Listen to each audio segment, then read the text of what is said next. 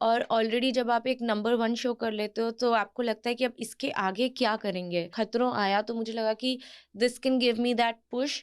Balaji telefilms की तरफ से मुझे पूरा का पूरा सपोर्ट आया था कि हाँ, अब जाओ।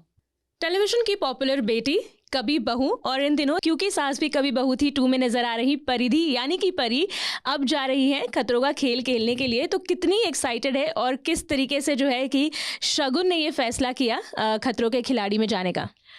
एक्साइटमेंट तो बहुत ज़्यादा है। मुझे ऐसा लग रहा है कि after a very long time मैं किसी चीज़ के लिए इतनी एक्साइटेड और इतनी शिद्दत से मैंने सोचा है कि ये हो जाए।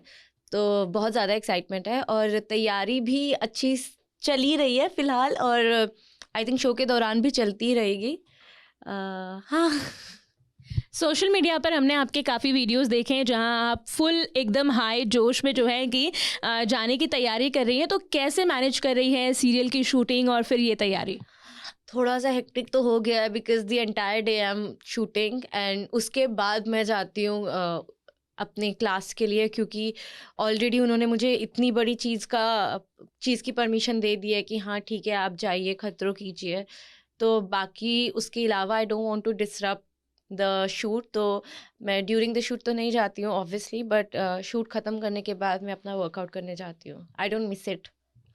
अगर मैं सीरियल की बात करूं खतरों से पहले, तो काफ़ी अच्छा आपका ट्रैक चल रहा है, कभी नेगेटिव कभी पॉजिटिव, और दर्शकों ने आपको दोनों ही सीरत में प्यार दिया है। तो किस तरीके से फैसला किया कि एकता कपूर का इतना बड़ा शो जो है आप मिडवे में कहीं ना कहीं वापस लौटेंगी, हमें इसकी उम्मीद है, लेकिन अब जो जा रही है तो किस तरीके से ये डिसीजन लिया। तो मुझे कहीं न कहीं ऐसा लग रहा था कि करियर ग्राफ वाइज़ मैं सिर्फ़ एक ही चीज़ कर रही थी, that was fiction, fiction, fiction. और ऑलरेडी जब आप एक नंबर 1 शो कर लेते हो तो आपको लगता है कि अब इसके आगे क्या करेंगे? तो मैं वही सोच रही थी काफ़ी टाइम से, और जब खतरों आया तो मुझे लगा कि this can give me that push that I am hoping for, and this will be something new because it's not fiction, it's non-fiction. But also ये करने के लिए सिर्फ मेरी हाँ होना या मेरा मानना was not just the only thing required.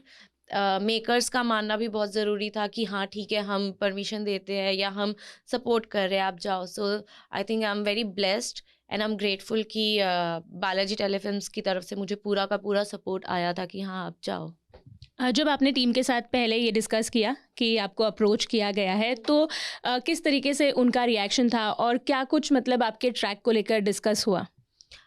मुझे बस इतना ही आइडिया है दैट दे वर लाइक कि ठीक है, विल लेट हर नो। बाकी जो क्रिएटिव साइड होता है या जो मीटिंग में क्या बात हुई, उसका मुझे कोई आइडिया नहीं है। क्या दर्शकों को परी वापस देखने को मिलेगी। डिपेंड्स। ये बताइए खतरों में जाने के लिए हमने सुना कि आप हर चीज़ों से डरती हैं। हाल ही में आपने एक इंटरव्यू दिया था कि मैं सभी चीज़ों से डरती हूँ, लेकिन फिर भी जब इस बार अप्रोच किया गया तो पहला इंस्टिंक्ट आपका था यस। या दैट इज़ ट्रू, क्योंकि मुझे लगता है कि अगर मुझे लाइफ में ग्रो करना है तो मुझे अपनी कंफर्ट जोन से बाहर निकलना ही पड़ेगा। और जिस शो के लिए मैंने हाँ किया है वो शो आपको हर मोमेंट पे टेस्ट करेगा। सो अपार्ट फ्रॉम फिजिकल, मैं मेंटली काफ़ी ज़्यादा प्रिपेयर होके जाने की कोशिश कर रही हूँ। किन चीज़ों से शगुन को डर लगता है। ऑनेस्टली बताऊँ, मुझे बहुत चीज़ों से डर लगता है। एज़ यू सेड, हाइट से डर लगता है, इलेक्ट्रिक शॉक से डर लगता है। मुझे ट्रैफ़िक में, मतलब मुझे ये रोड क्रॉस करने से डर लगता है। हमने आपके इंटरव्यू में सुना। या सो यू थिंक कि मुंबई का छोटा-सा बच्चा रोड क्रॉस कर सकता है, मैं नहीं कर पाती हूँ अभी भी, क्योंकि मुझे बहुत डर लगता है। I think my main fear is death. That is why I don't do anything which can.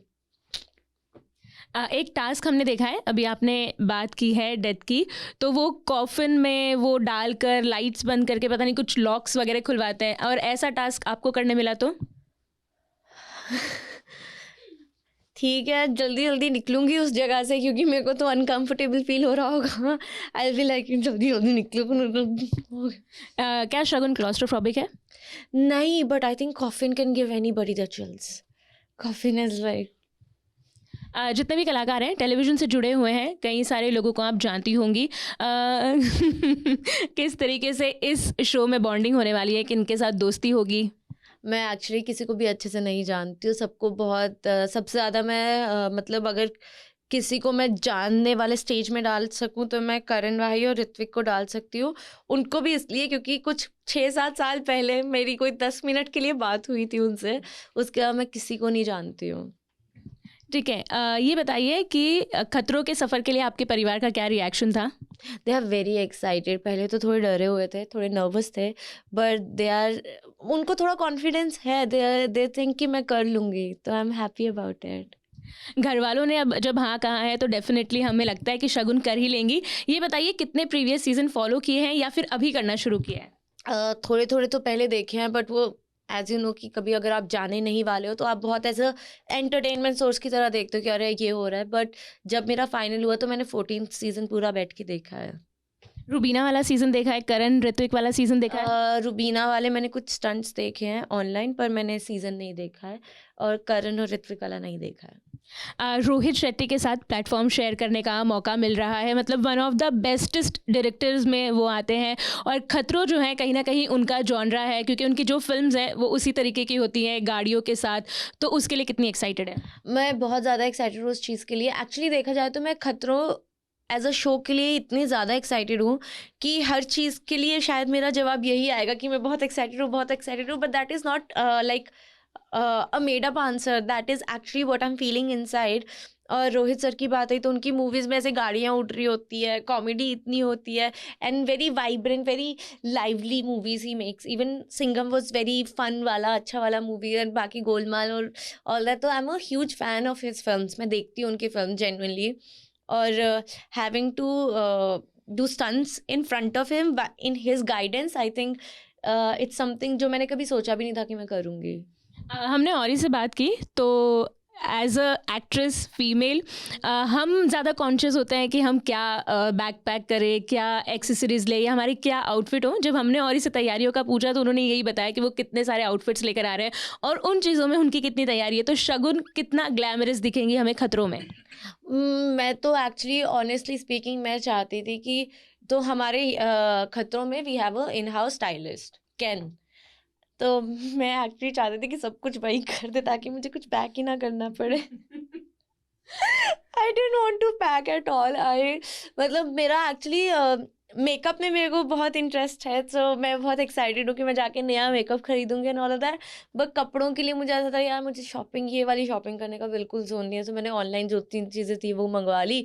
बाकी बोला जो एकदम एकदम नेसेसरी है वो बताओ, अदरवाइज आप तो ला ही रहे हो। And he is getting such amazing outfits, such amazing like colours, and इतना प्यारी प्यारी चीज़ें हैं कि मैं अपना कुछ पहनने का कुछ खास मूड है नहीं मेरा।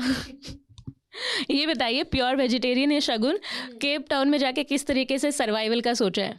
वो इन लोगों ने बहुत अच्छा बताया है पहले से ही कि आप वेजिटेरियन हैं, अगर आप एग खाते हैं और नहीं खाते हैं तो हमसे ऑलरेडी मेन्यू ले लिया गया है। So I think they are being very sweet and very considerate उस तरह से।